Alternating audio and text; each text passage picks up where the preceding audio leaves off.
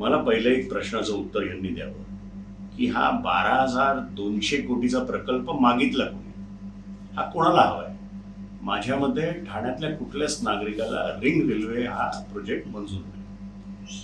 तुम्ही सोशल मीडियावर जर गेला आणि सर्वेक्षण केलं तर 100 पैकी 100% लोक याच्या विरोधात बोलत आहेत. माझं स्पष्ट म्हणणं आहे की 1,000 कोटीच्या इलेक्ट्रिक बसेस तुम्ही द्या आणि त्याच्याने हा प्रॉब्लेम सॉल्व्ह करा. आता आपण गेले 10-12 वर्षामध्ये मेट्रो लाईन 4 चालू करू शकलो नाही, मेट्रो लाईन 5 चालू करू शकलो नाही, आणि ह्या 29 किलोमीटरच्या रिंग रेल्वेमध्ये जिथे 3 किलोमीटर अंडरग्राऊंड आहे, मला वाटत नाही पुढच्या 10-12 वर्ष हे चालू होईल.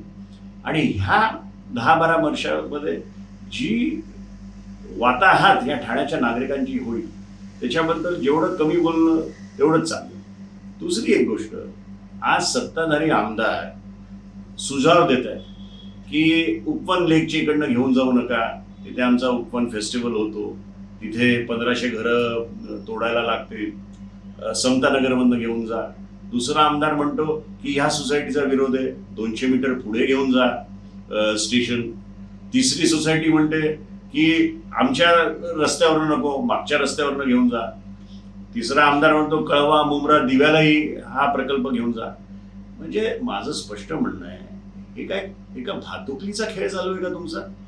तुम्हाला सत्तेमध्ये असूनही माहीत नाही की हे याचं नियोजन काय आहे.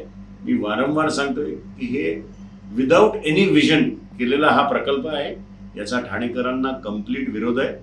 माझं तरीही म्हणणं आहे की मी अगदी हे नाही सांगत की तो थांबवा, पण एक तात्पुरता पॉज घ्या.